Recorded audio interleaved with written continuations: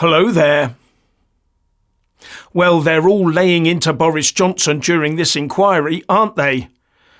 But what's the real reason behind all this?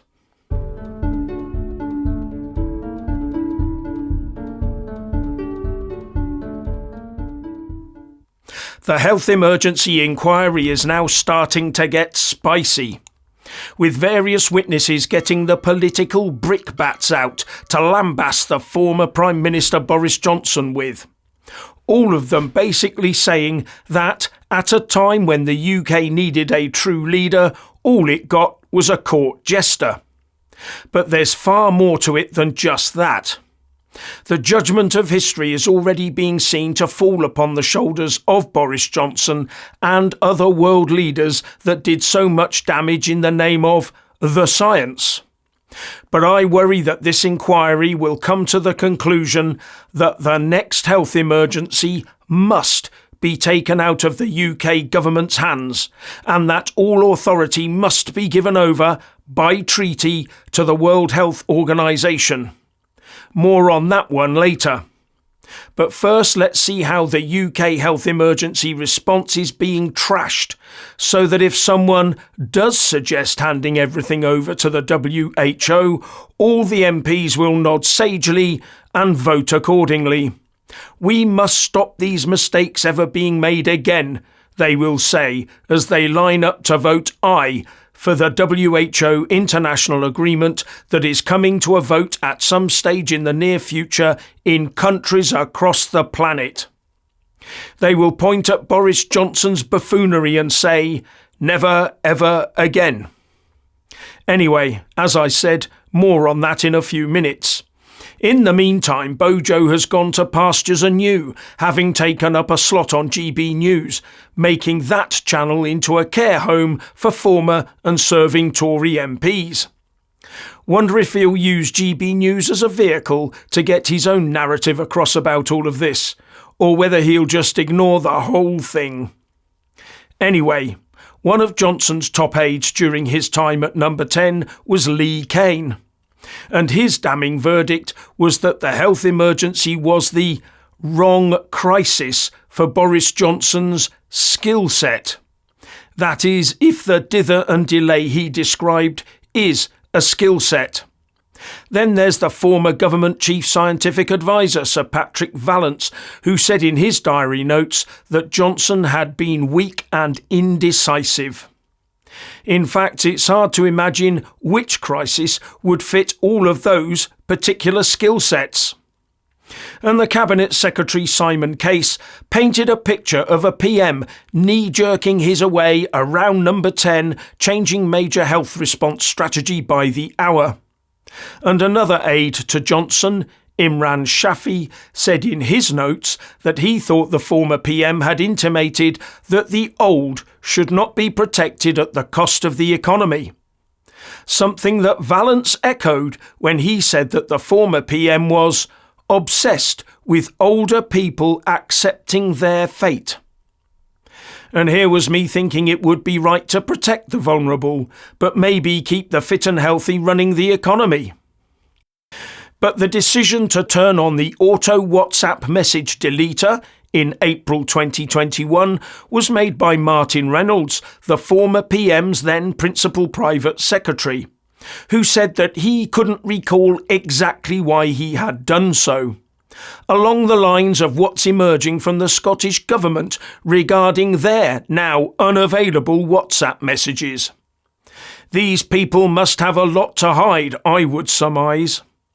And I'm not sure I've heard from anyone as yet who thought Boris was doing anything other than a terrible job over the health emergency. And no one, it seems, had the guts to pull him aside and have a word with him. So, had it been anyone else but Boris, it would all have been sweetness and light then. Well, according to Dominic Cummings, possibly not. Because he also said this afternoon that the majority of power did not lie with Boris Johnson's cabinet, something that should raise eyebrows. Cummings said that the cabinet secretary at the time, Mark Sedwill, had far more power than the cabinet itself. He also said that while there were pockets of people doing excellent work, they were operating within a system that he thought couldn't work. And also that it was very difficult to know who to talk with in the Cabinet Office to get the vital things done. The Cabinet Office is incredibly bloated, he said, and it got worse as the health emergency continued. So if the power lay with the Cabinet Secretary and the bloated and confusing Cabinet Office over which Boris had no control, then what are we to make of that? Now, according to the Institute for Government, the PM is the highest ranking minister within the Cabinet Office and is ultimately responsible for its activity. And the Prime Minister appoints a Minister of the Cabinet Office to run the department, which is based in 70 Whitehall, which is next door to number 10 Downing Street, and, as portrayed by Yes Prime Minister, there really is a linked door between the two, with, as the Institute for Government puts it, access passes are highly prized by Cabinet Office staff. Yet another badge for them to wear, I suppose. At the time of the health emergency, the post of Minister for the Cabinet Office was held predominantly by Michael Gove and Steve Barclay, depending what dates you use to define it. Now, Cummings claims that there was no plan to protect the vulnerable, not even a plan to get to a plan, he said. Also saying that one of the most appalling things of the whole enterprise was on the 19th of March, when we realised that there was essentially no shielding plan at all. Claiming that the Cabinet Office was the one blocking such a plan. Anyway, the inquiry also shows that Dominic Cummings was not averse to using fruity language when venting his spleen about other people. A rather angry man, it seems, who in his messages also called the Health Secretary at the time, Matt Hancock, a liar who should not be in charge of the NHS. As a result, broadcasters have had to issue warnings to viewers that some extremely strong language will be on offer, as the inquiry barristers were forced to read the messages out verbatim. I wonder if Cummings thought that sort of approach was the one to take. In fact, he denied today that he had any hand in adding to the dysfunction that seemed endemic within Downing Street. Not sure the inquiry will agree with him on that one. Maybe Mr. Cummings was one of those people in the wrong place that he himself talked about. I mean, if you're splattering highly abusive emails about the PM to all and sundry, how can it be anything other than dysfunctional? But he claims those messages were merely reflecting a widespread view amongst other competent people at the centre of power at the time about the calibre of a lot of senior people who were dealing with this crisis extremely badly. But since when did sending out abusive messages about a third party ever do any good except make the sender a bit happier?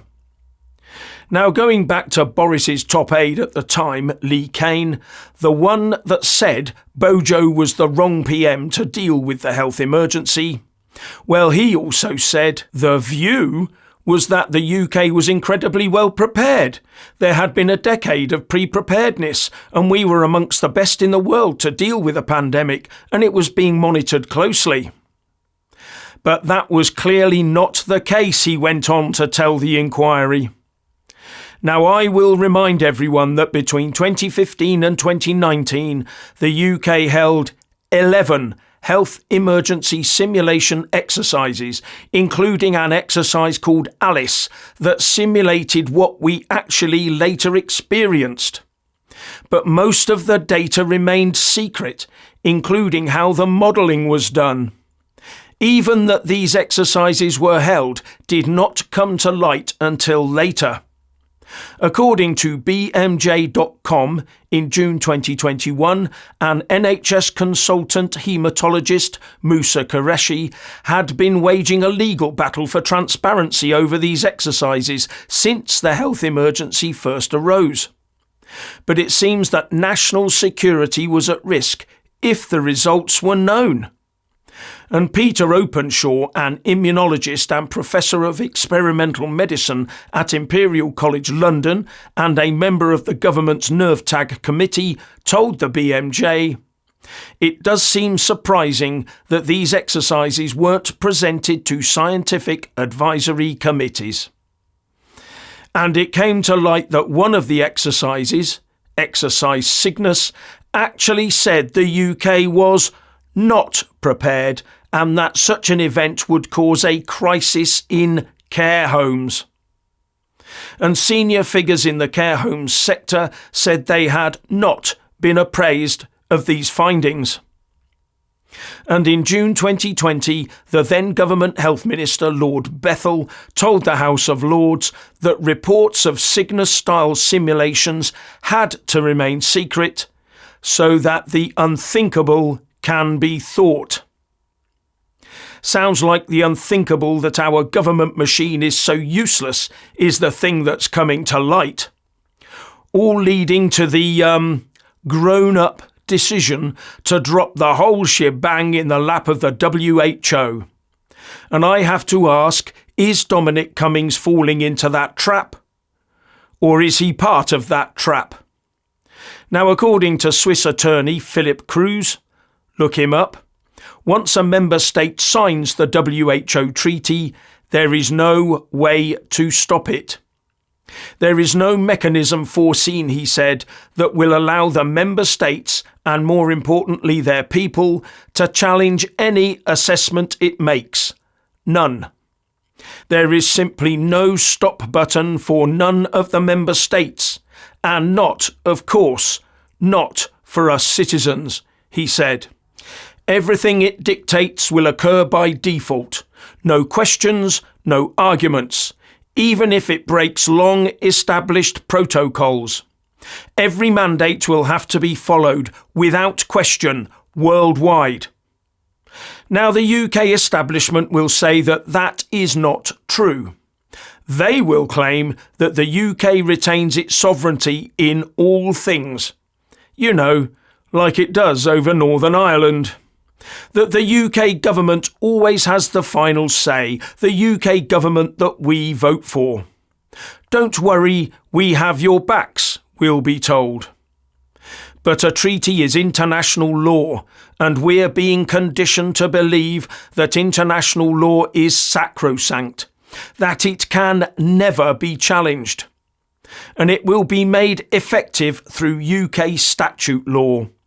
Statute law that, whatever happens, will never ever be altered by the establishment uniparty state, unless, of course, it makes the rules even more stringent. And one has to wonder if the WHO could actually declare climate heating as a health emergency. So I'm looking on this health emergency inquiry with a shed-load of concern. No one at all is coming up smelling of roses in any of it. It shows petty people playing petty games to try and make themselves look way better than they are, with the sum result being a disaster. I think this inquiry will be the vehicle to put the proposal forward to back the UK accession to the WHO. And once the world is all nicely signed up, we know exactly what will happen almost immediately afterwards, don't we?